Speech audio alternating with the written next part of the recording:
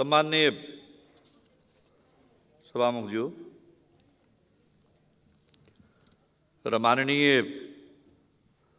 सदस्यज्यूहरूले सोध्नुभएको प्रश्न र राख्नुभएको जिज्ञासाका लागि सबै मान्य सदस्यहरूलाई म धन्यवाद दिन चाहन्छु र सबै मान्य सदस्यहरू मुलुकको अहिलेको अवस्था, नेपाली नागरिकहरूको जीवनको रक्षा, विपदको व्यवस्थापनमा ज्यादै गम्भीर र संवेदनशील हुनुहुन्छ। त्यसका लागि म धन्यवाद दिन चाहन्छु।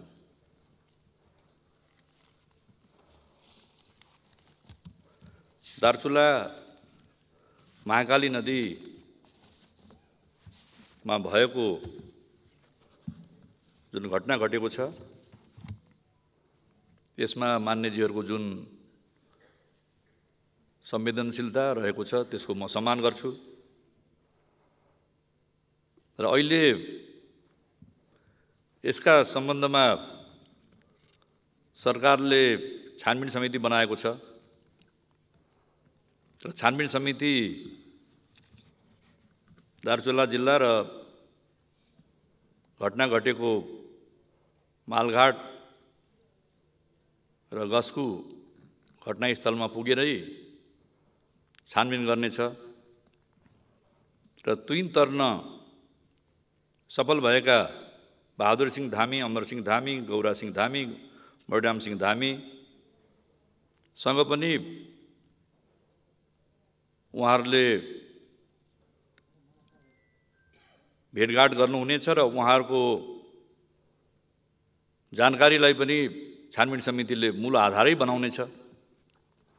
त्यसरी नै तुइन तर्न बाँकी अनिता धामी, विक्रम रङ्कोली र कल्याण धामीसँग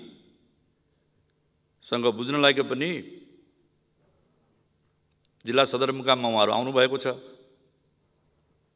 र घाटको दुवैतर्फ जाने त्यहाँका आम नागरिकहरूसँग पनि बुझ्ने र सत्य तथ्य सङ्कलन गरेरै प्रतिवेदन बनाइने हो र प्रतिवेदनले ठहर गरेको निष्कर्षलाई सरकारले दृढताका साथ अगाडि बढाउनेछ। नागरिकको जीवन रक्षा गर्नु राज्यको मूल दायित्व हो। नागरिकहरूको जीवन रक्षाका लागि नै राज्य बनेको हो, राष्ट्र बनेको हो, सरकार बनेको हो। त्यसकारणले नागरिकको जीवन रक्षामा हामी गम्भीर छौँ र अघि मैले प्रस्तुत गर्दाखेरि जयसिंह धामीजी बेपत्ता हुनुभएको छ, उहाँ भेटिनु भएको छैन र प्रतिवेदन पनि छानबिन समितिको आएको छैन। त्यसकारणले उहाँलाई चाहिँ हामीले मृतक भन्न मिलेन, किनकि छानबिन समिति प्रतिवेदन आइसकेपछि छानबिन समितिले त्यसमा आफ्नो प्रतिवेदन बुझाएपछि नै अन्तिम निष्कर्ष निक्लिनेछ।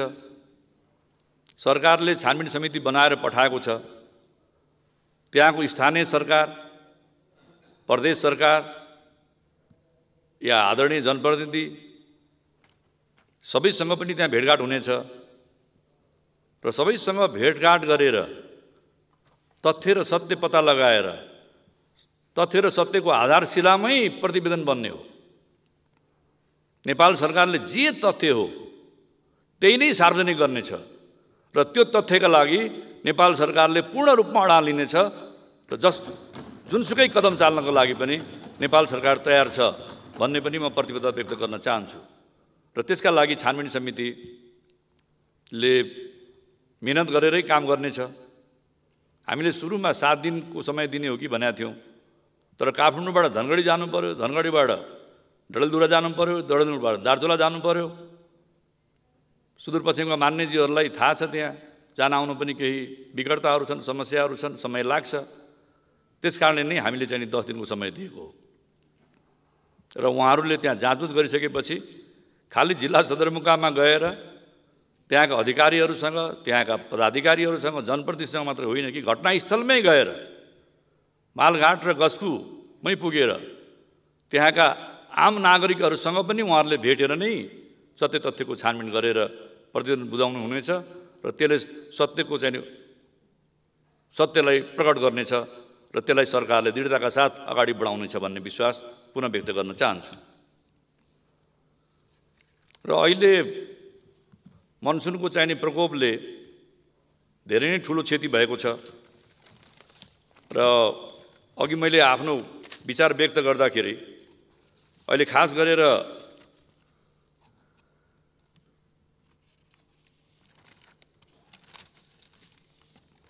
बाटोको लागि वैकल्पिक बाटो चाहिँ नि मैले भन्न खोजेको होइन, तत्कालका लागि उद्धार र राहतका लागि यो बाटो खोल्ने बारेमा मैले कुरा गरेको हो र त्यसका लागि बाटो निर्माण गर्ने, बाटोको डिपिआर बनाउने काम सडक विभागको हो र तर अहिले हामीले चाहिँ नि सिन्धुपाल्चोकको मेलम्ची बजारको जुन मूल बाटो हो त्यो धेरै नै अवरुद्ध भएको कारणले अर्को सहायक रोडलाई पनि हामीले खोलेर कम्तीमा पनि मेलम्चीको पूर्वसम्म पनि हामीले एक्सेस गराइदिने, त्यहाँ चाहिँ नि खाद्यान्न र विभिन्न आपूर्तिहरूको लागि चाहिँ नि हामीले त्यो बाटो सुन्दरी जलको बाटो चाहिँ नि हामीले मर्मसम्मार गरेर त्यसलाई चालु अवस्थामा लाने भनेको हो।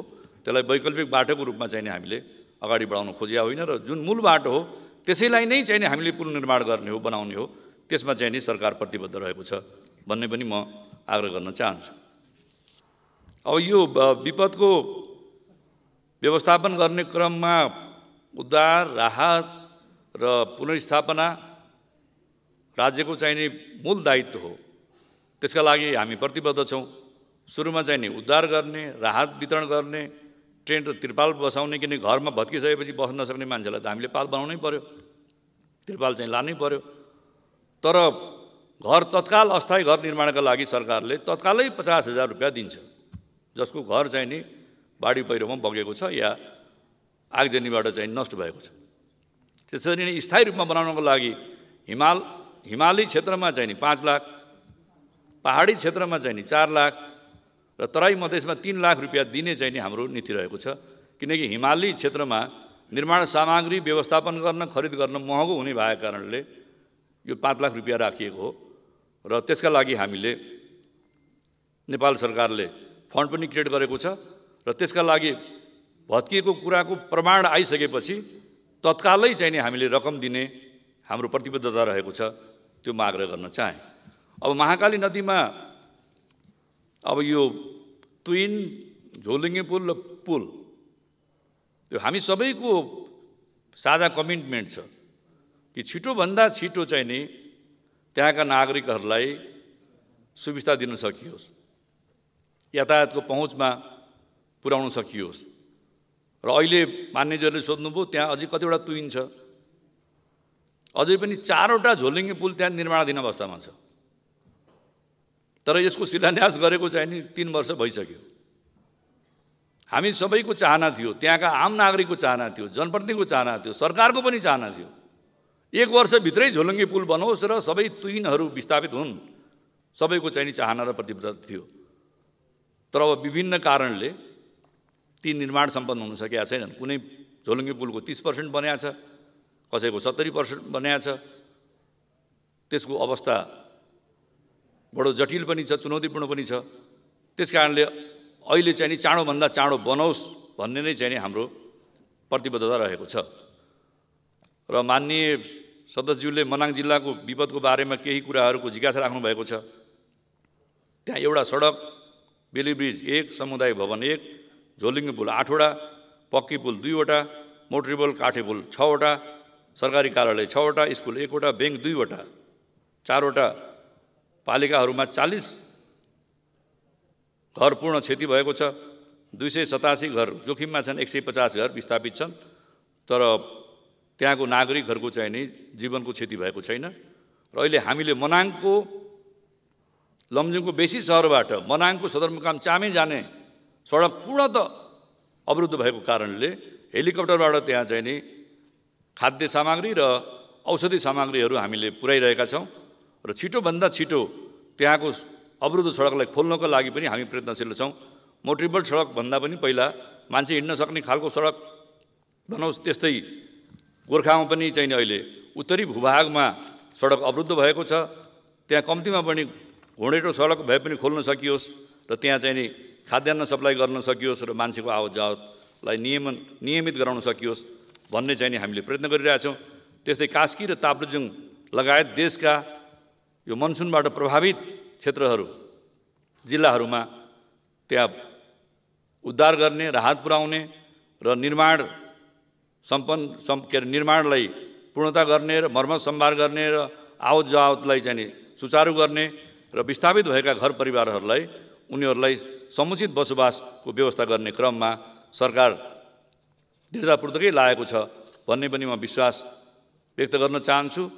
त्यस्तै ताप्लेजुङ लगायत कतिपय जिल्लामा जहाँ चाहिँ नि आगोले घरहरू नष्ट भएका छन् त्यहाँ पनि हामीले चाहिँ नि पुनर्निर्माणका लागि सरकारले चाहिँ नि रकम दिनेछ भन्ने विश्वास व्यक्त गर्दै आफ्नो भनाइ टुङ्ग्याउँछु। सबै मान्यज्यूहरूलाई धन्यवाद।